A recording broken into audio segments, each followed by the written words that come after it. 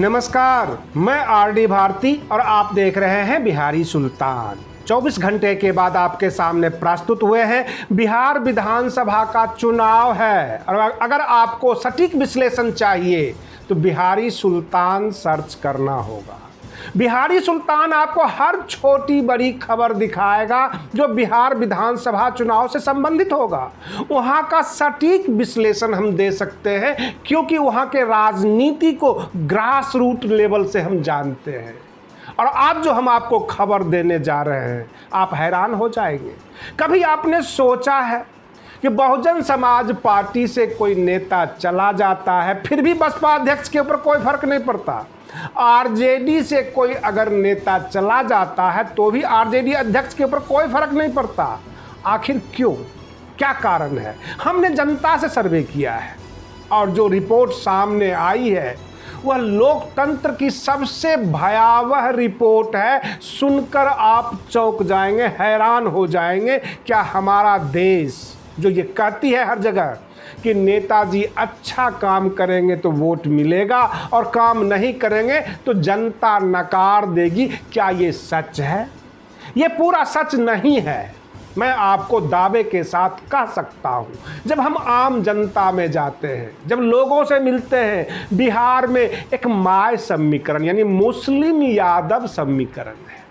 और पिछले 24 घंटे में काफ़ी राजनीतिक हलके में जो है शोरगुल हुआ कि चंद्रिका राय जो लालू यादव जी के समधी हैं वो जदयू में जा रहे हैं।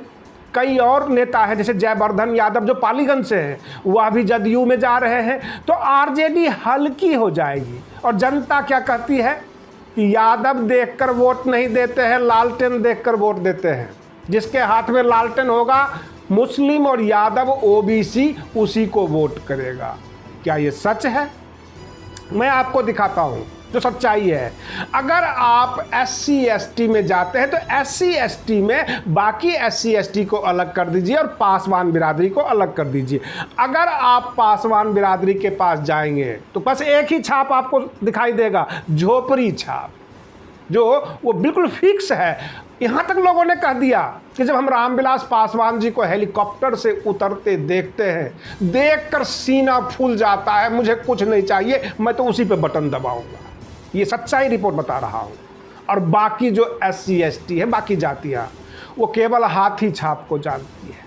लेकिन दावे के साथ कह सकता हूं, लोजपा जितना मेहनत पूरे बिहार में करती है बसपा नहीं करती। उसका मूल कारण यह है जो बसपा कार्यकर्ता कहते हैं कि बहन मायावती जी उत्तर प्रदेश से निकलती ही नहीं है, बिहार पर ध्यान देती ही नहीं है।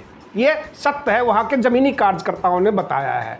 अगर बहन मायावती जी हेलीकॉप्टर से उतरने लग जाए बिहार में, 2-4-10 जगह भाषण देने लग जाए तो शायद लोजपा से ये आगे बढ़ जाए। लेकिन बहन मायावती जी को कौन समझाए? प्रश्न ये उठता है।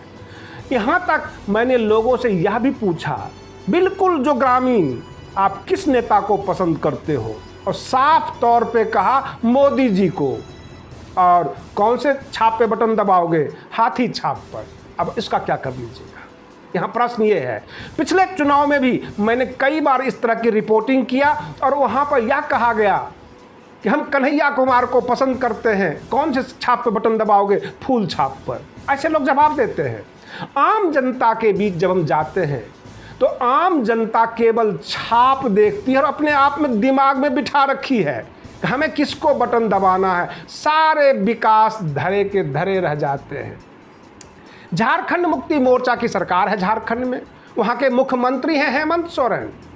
और अगर वह 243 सीट पर अपना कैंडिडेट उतार देते हैं तो जदयू का तीर छाप है और झामुमो यानी झारखंड मुक्ति मोर्चा का तीर धनुष है।